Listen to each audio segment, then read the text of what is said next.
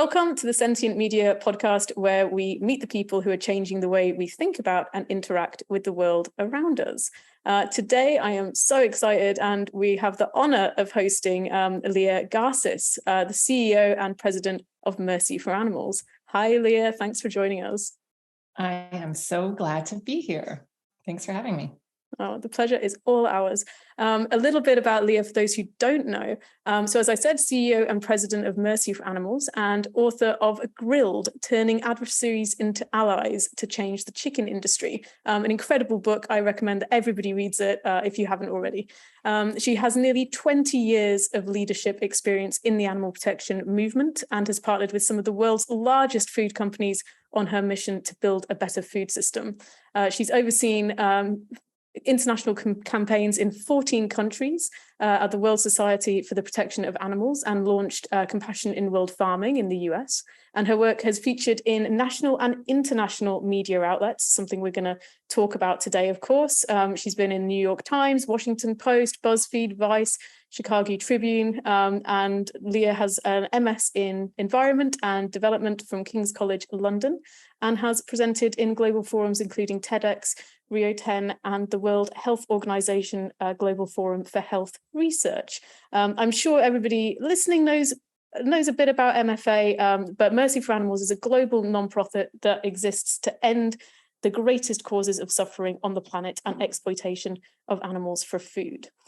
So Leah, we're going to get straight into it. One of my favorite questions to ask people, because I'm generally just curious about the state of the media, is I would love to hear about the latest story you saw in mainstream media that actually covered farmed animals.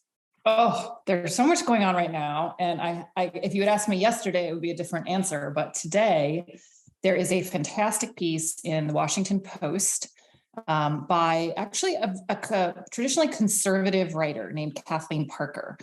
And it is titled, "How Much Cruelty is a Pork Chop Worth?"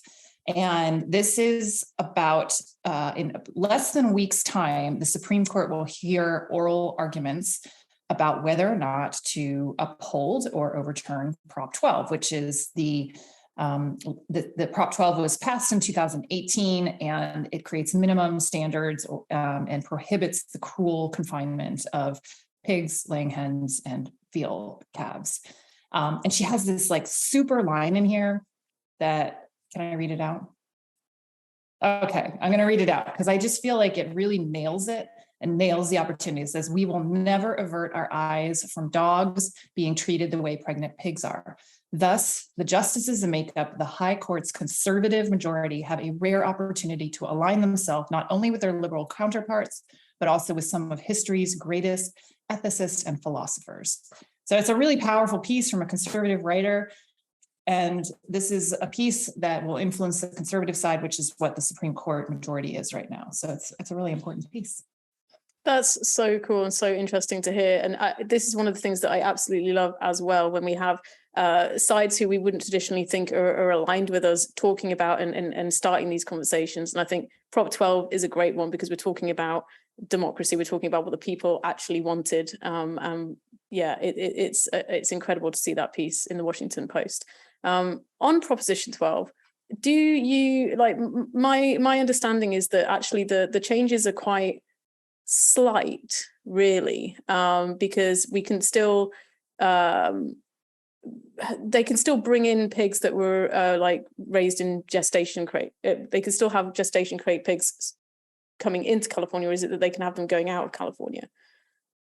No. So Prop 12, what it does, it's a law that set up banning close confinement, and it specifies the space allotment, and it specifies some other conditions. So it doesn't mention the word gestation crate, it doesn't mention the word battery cages, but in effect, because of the standards that are created in there, it's impossible for these crates and cages to be used.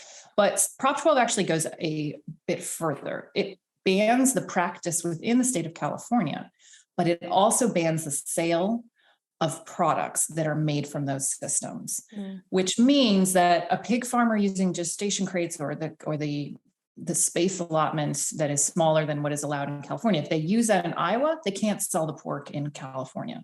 And that is what's being challenged in the Supreme Court, using a dormant commerce clause, or in dormant in this case means rare, like implied, that is arguing that there's some kind of unfair imposing of standards from California on other states, which is really not. It's already been shot down in a Southern California court, and they upheld the law. Then they went to the 9th District and raised it again, and they again upheld California's Prop 12. And now it's finally made it to the Supreme Court, where there'll be a final decision made on this. The oral arguments, or where these arguments will be presented to the justices, that will happen on Tuesday, October 11th. And then there will be a final decision made by the end of October, the end of the year or the beginning of next year. But regardless, I will say that the animal advocacy movement, regardless of the court's decisions, we are pushing hard and saying it is high time that there is a national discussion for protection of farmed animals. And we're pushing on that through the Farm Bill, which will come up in the next year. I mean, yeah, thinking about this and thinking about the advocacy movement in general, Mercy for Animals has obviously been around for a really long time. When did Mercy for Animals begin? We just celebrated our 23rd anniversary, so 23 years ago.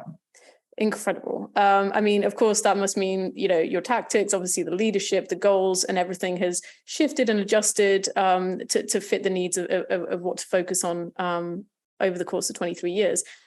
Could you, because people might have an idea about what Mercy for Animals does and what you have been doing over that period, could you share like what you're focusing on now, like what you're really working on and what you think is the most important stuff to be working on at the moment?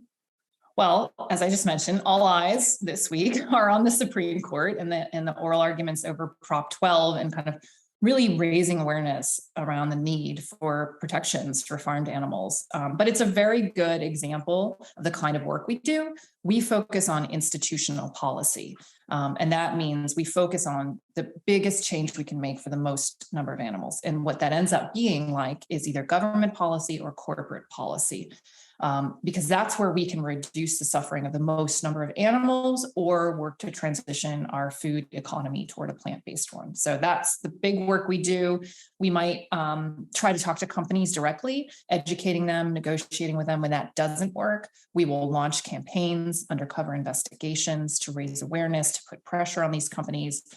There's a real kind of out of sight, out of mind mentality with our food system. And our job is to bear witness and bring that truth out, and then put pressure on the institutions to make policy changes that turn into real and meaningful differences for the animals that are trapped in these systems. That's I mean, it's such important work, and I'm such a fan of what you're doing and how you're going about it. Did you personally ever picture yourself as a leader of an organization like this? And could you tell us like a little bit about your journey to becoming president of Mercy for Animals?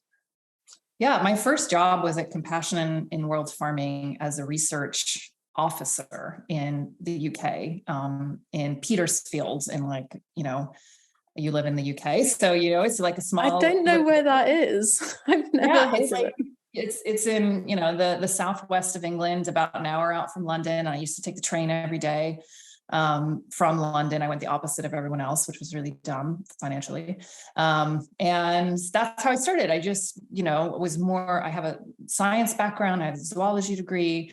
I didn't imagine myself in leadership, and I really just thought this is something that is an atrocity. It's a moral outrage. It's just so atrocious. It has to be overturned. It has to be fixed. And I thought the best way to do that was to do a lot of research and just give people the information. And so that's how my entry was. I was relieved when I started doing that work, because I had come from this more scientific background where you have to sit on the fence and your answer at the end is always like, we need more research. And I found like, oh, I'm so happy to be able to say, no, this has to change. And then I realized, oh, I'm actually an advocate. I'm a campaigner. And that grew my career and my path. And I always in my journey looked for the place where I could have my highest, best use, and to assess if this was the best position for me or someone else could add value. And each step I would kind of do that algorithm. Is this my highest best use? Even if it was challenging, even if I wasn't sure I was ready for the job. And that led me to where I am today, where one day I got a call from the board of Mercy for Animals who said, we want you to interview for this role. And here I am, leading MFA. Amazing. Yeah, such a great journey that you've been on, and I really appreciate that idea of like, is this the best place for me? Like, would somebody else do it differently? I mean, we always know that somebody else would do it differently, right? But do you feel that how you're doing it is going to kind of shift the needle, is going to kind of actually make the biggest impact it possibly could? I mean, on that note, your book Grilled, amazing work, and you kind of expertly, well, not kind of, you did expertly uncover the truth about the dangers of vertical integration in the poultry industry. We've heard you talk about this a lot, and I feel like what you learned there must have shaped to a certain extent what you ended up focusing on at MFA, all of the things that you discovered. Could you share a little bit about what you learned and how it did shape what you're focusing on, if it did? Yeah, I definitely did. So my book covers, I'll say, a particular relationship that I developed, which was a poultry farmer named Craig Watts. And he had been raising chickens for 22 years. And at some point, we saw the same commercial where Purdue was saying, everything is rainbows and marshmallows at the poultry house. And we were like, that's not true. And we came together to expose the reality. And it was a very unlikely partnership. And there's more in my book about it. We could talk all the podcast about it, but what happened is it really changed how I saw solving the problem, and realized that there were these unlikely allies, that actually chicken factory farmers were very unhappy and were indentured servants in the system because they had so much debt. They got trapped in the debt in the beginning, like a mortgage, and they couldn't get out. And they were wanting to get out. And this was a world that was fairly obscure and hidden, not just from me, but everyone. And when I went in at 2014, it had been almost 10 years since anyone had been able to film inside a chicken factory farm in the United States. And so this was the first footage that came out again. And that, really opened up the door, the kind of path for advocates to think about factory farmers as a potential ally.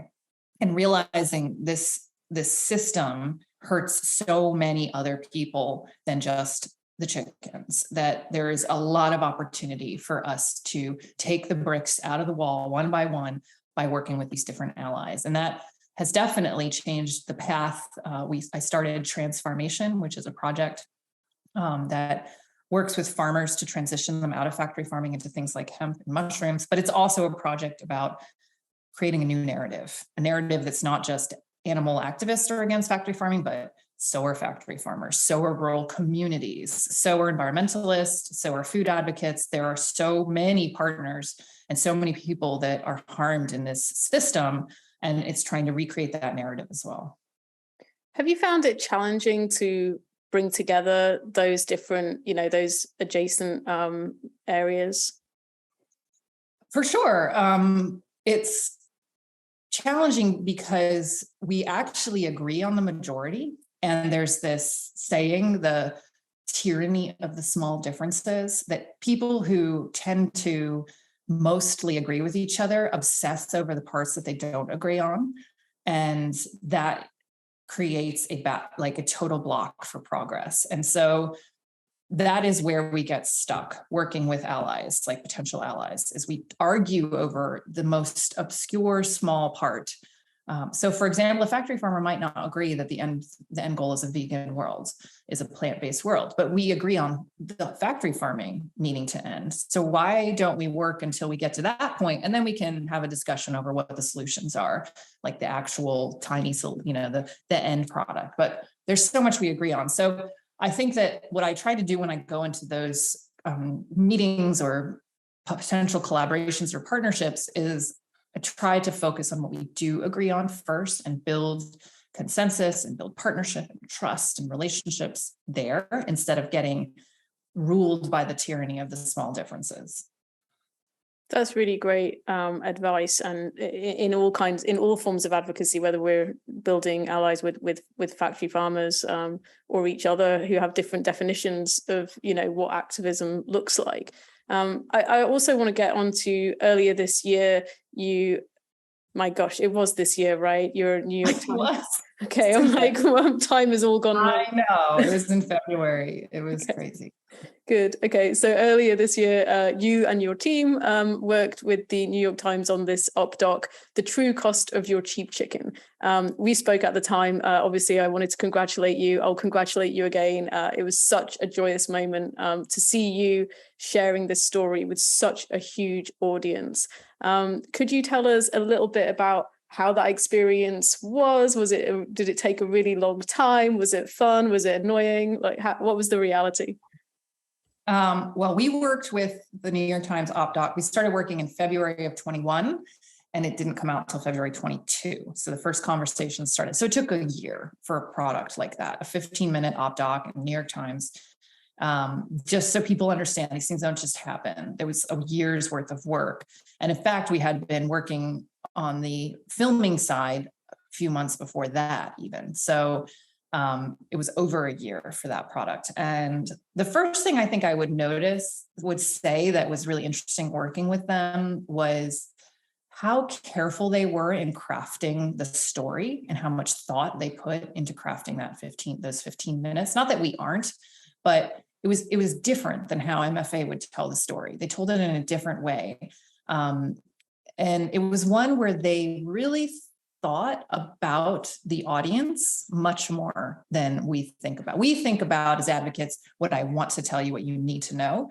And they thought about what will they be willing to hear and how will they need to hear it for it to be absorbed. So for example, they used this narrator in the op-doc that was this sort of naive male shopper to guide the listener, which I thought was really dumb. Like I thought this is really juvenile way to present a serious matter. But it was really engaging and people loved it. And he asked the dumb questions, he made the dumb assumptions. And it was really effective and taught us something as advocates about needing to be more open and leaving curiosity there, which is critical. I think a lot of times we don't leave any openness, we don't leave any curiosity. I also saw, of course, what a benefit it was to work with a legal Goliath team like the New York Times, who have constitutional protections about freedom of speech in the media, which we don't have as advocates. And so there was just a different level of risk we could take we have to be far more cautious about as an advocacy group who is not favored by the industry. And finally, the reach and the validity of working with a team of that caliber just meant that so many more people heard our story and it had such a higher impact. Absolutely. It was you or the narrator, I think, that said, it is virtually, I think it was you that said it's virtually impossible to get into the factory farms to do the filming. And I think it's interesting. I mean, we know that obviously in America, we have these really strict ag-gag laws, whereas in Europe, in Spain, the law has just approved, has made the approval for cameras and CCTV in all slaughterhouses, which is quite an interesting kind of parallel to what we see in the States. Like you say, it was like 10 years, whatever, before when you went into Craig's farm. Why do you think the USA is so keen on keeping things completely opaque?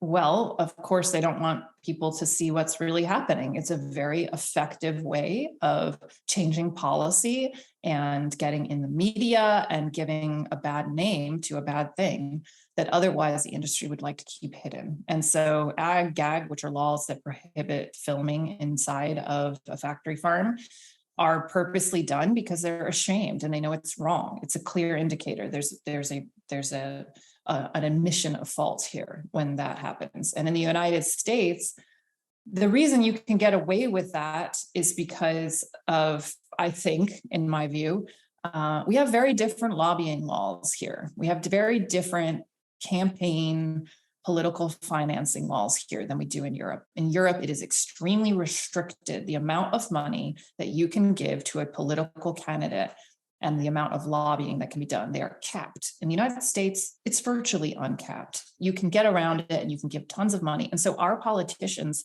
on both sides, Democrat and Republican, have the agriculture industry, the industrial agriculture industry is deep in their pockets, deep in their pockets. And you heard this in the OpDoc piece that was before it was a series of 3, and the one before it talks about how Tyson spends more money. Tyson is the main chicken company, the biggest chicken company in the United States, spends more money on lobbying than ExxonMobil. Most people don't realize that, but this has a huge influence on what policies can be passed and what progress can be made for farmed animals. And I think that's a big difference between the United States and the EU. Yeah, it's absolutely true. And I mean, you touched on the OpDoc having great impact. What has the response been like? Did you get a sense of how successful it was in terms of changing individual behavior or in actually influencing policy changes? Yeah, it definitely impacted individual policies. We were able to bring tens of companies to the table to begin negotiating on broiler welfare policy. In terms of individual change, it's far more difficult to measure that. And it's why we don't focus on that, because it's hard to measure. But I really enjoyed reading the comments that were underneath the OpDoc, and they were very positive, very powerful. And all people were saying, I'm going to change my diet. This is unbelievable. And so that's a good sign, though difficult to measure over the long term. Whereas a policy, it's done, you know how many animals are impacted, and it's more permanent. And I also noticed since the release of Grilled, perhaps Grilled was the instigator for this, but I feel like there's been a lot more media coverage about poultry farmers, and actually some coverage about the environmental cost of chicken farming. You know, Vox did some great work on that a couple of years ago. Do you think that the book or this exposure in the New York Times created any changes like within like the actual farming space, like for farmers themselves? So aside from the policy changes that we've just covered. Absolutely. I actually think it first started with the Craig Watts piece, because that was in 2014, which is unbelievable how long ago it was now. And that was December 2014. And that was a big New York Times piece with Nicholas Kristof. And there really hadn't been anything like that. And that really sparked change. And that is when we started to see the poultry industry start to talk about better welfare for chickens. And also there was a discussion about treating chicken farmers better too.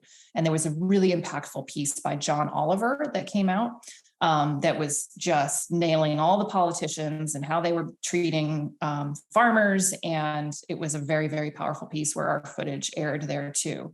And that just it began to snowball. But I will say we need a sustained effort, and continuous exposure to how chicken farming needs to change has to keep happening. It's not good enough for it to have happened once and then think it's done. People have really short memories. And there are other things happening that needs to be omnipresent in people's social media feeds and their inboxes and their minds for it to really be impactful. Yeah, we track this obviously at Sentient Media. We track when there's like a media, like a mainstream media uptick, and then how that correlates to an uptick in Google searches. So people trying to figure out, you know, oh, this is now trending in the media, and then suddenly we see it going up. But yeah, as soon as it kind of is out of fashion in the news cycle, it, you know, goes back down again. So you're absolutely right. I you know, it's one of my favorite things to say, you know, is it takes more than one story to change the world. We have to be, you know, at it constantly. We have to be clear. We have to be fact-based, and we can't stop, and it will take time, but we're getting there. I was also curious because you attend industry, like poultry industry events, right? Yeah. So, I mean, I've never attended one. I'm guessing a lot of our listeners and viewers haven't attended one. What's it like, and what do you get out of it? How do you kind of experience being in that space? And do you have any kind of big success stories or big loss stories from going to them? So many stories. So I live in Atlanta, Georgia, which is considered the poultry capital of the world. And we have an annual expo here called the International Poultry Expo. And this is where tens of thousands of poultry professionals from around the world come to Georgia and gather to share expertise and sell things and network. And it's like 4 days of nonstop poultry industry shenanigans. And I always try to go to this for several reasons. I will say, so it's the first time I tried to go was probably around when that expo came out, like 2014, maybe to this one. And I was banned. My money was returned and I was told, you do not align with our values and you may not come. The next year, I argued my way in saying, like, what are you afraid of? Like, you should be open. I'm not trying to shut down the industry. I'm trying to understand it better. I'm trying to learn. So they let me go with an escort.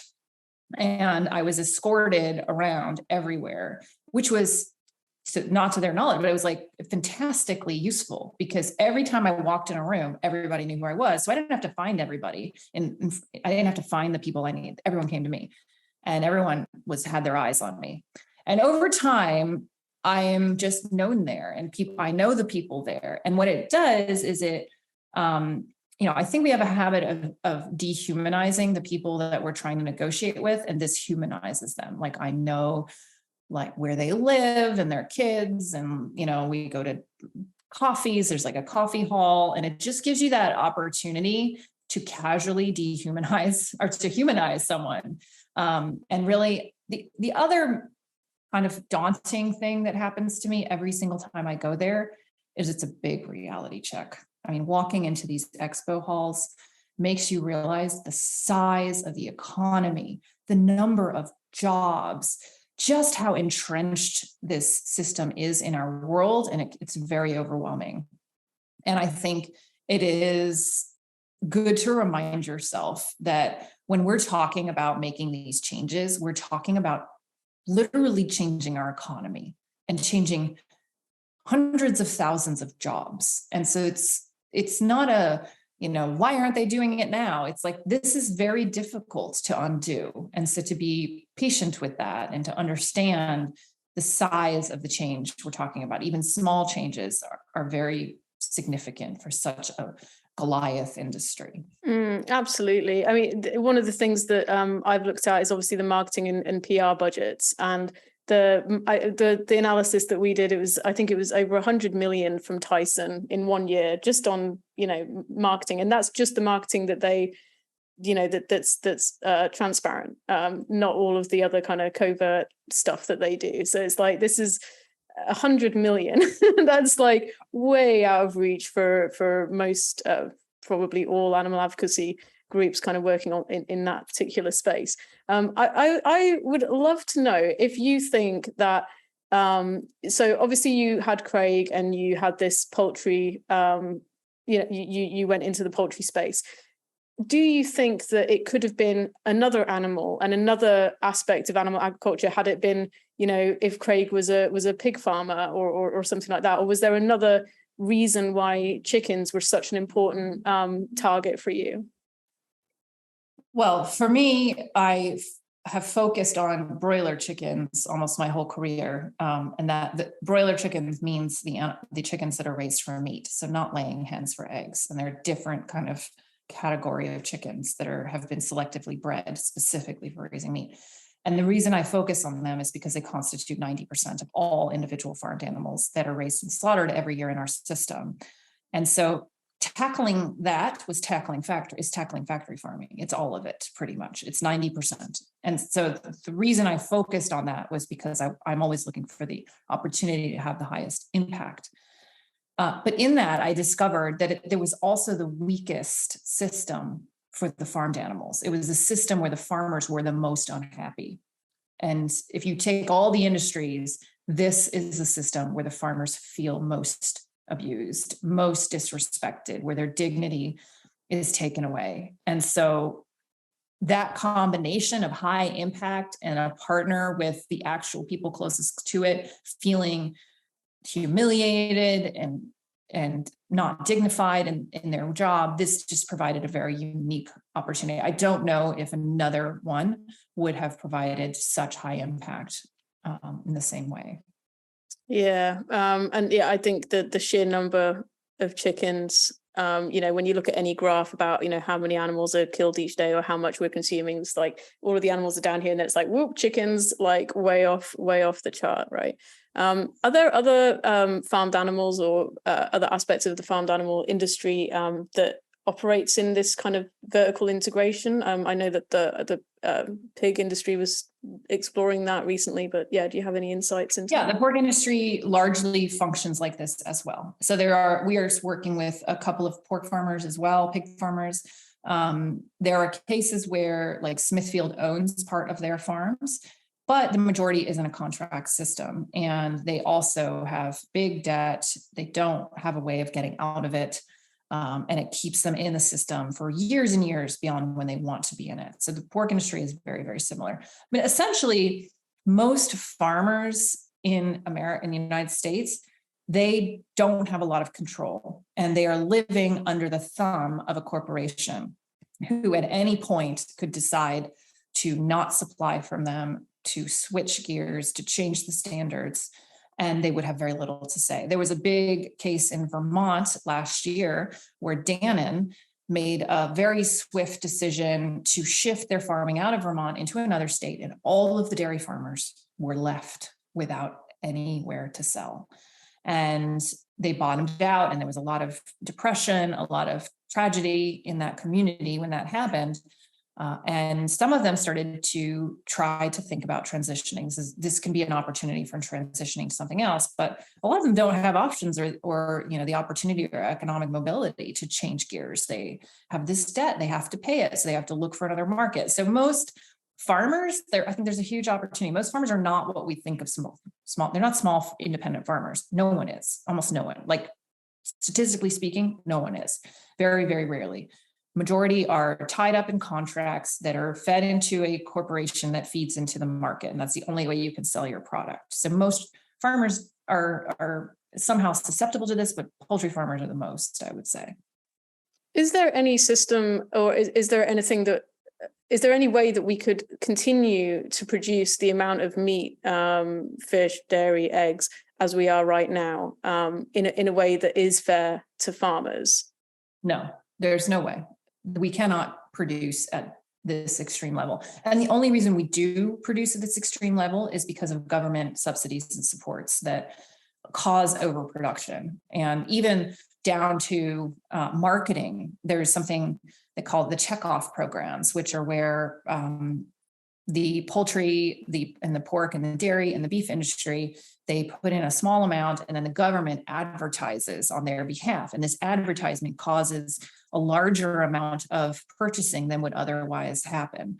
And there's real evidence on that. And that doesn't happen, for example, for blueberries or almonds or cashews or spinach. It just is specific to our meat, dairy, poultry, and egg industry, which is, these campaigns that you might have heard of in the United States, like pork, the other white meat, or the milk campaigns. These are government advertising campaigns that are small amounts are paid. So just to say, like, the only reason we produce so much milk is because there is an active business plan to do so at a tax dollar cost.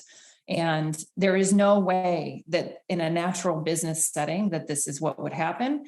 And if we had internalized the costs more to the animals, to the environment, to our health, we would not be able to produce at this level, and people wouldn't purchase at this level. So it's an unnaturally large production. It should be bankrupt, really.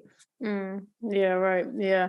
One of the other things that I wanted to touch on with you is about obviously all the work that you're doing in different countries outside of the US. And I understand that you've done quite a lot of research into different messaging and how to communicate with farmers and building allies, not just in the US, but outside of the US. Do you have any top takeaways or things that you've learned or in the different geographies that you're based in? Well, I think that the top takeaway is listen to the local activists and listen to the local culture, and don't come in with a mentality, which I can only refer to as a colonial mentality. You need to establish leadership in these countries, listen to that leadership, and provide funding and support for that leadership, and let them take it away.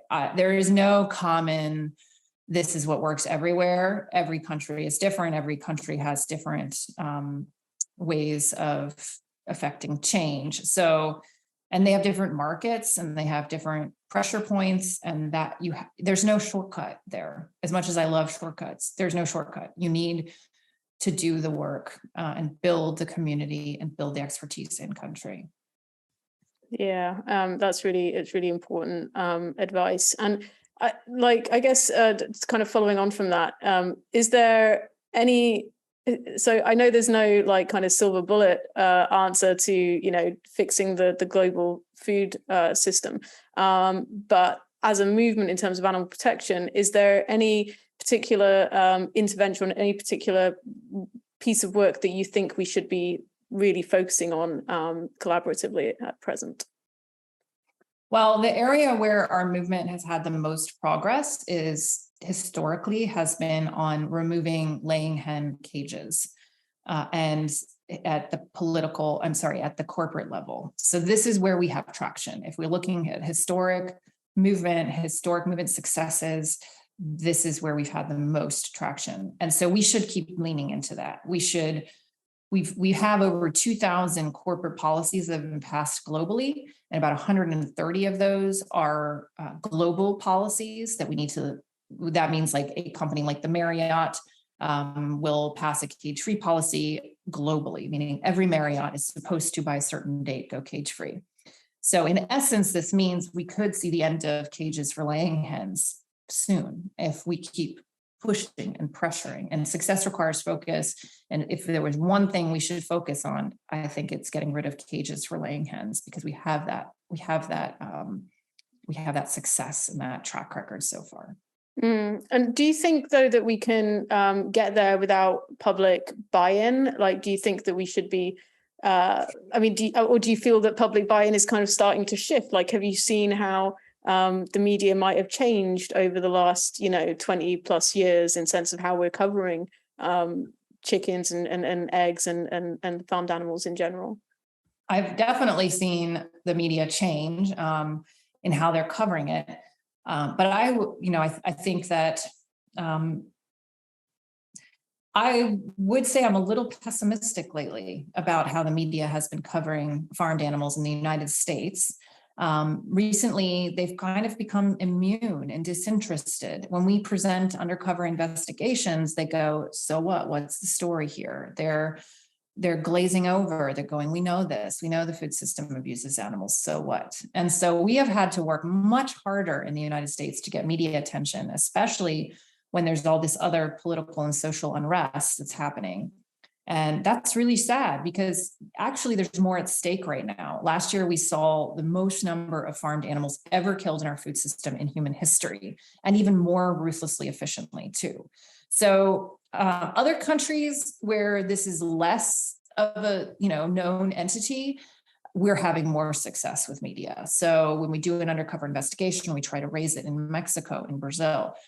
The media haven't seen this before. This is still a hot topic. And so in some countries, though, we will not be able to use undercover investigations. And so we lean more into celebrities or political, and we can't, in those countries, we also probably can't do corporate campaigns, like hard corporate campaigns where we're, doing the typical like bloody logos of a company and putting pressure on their brand.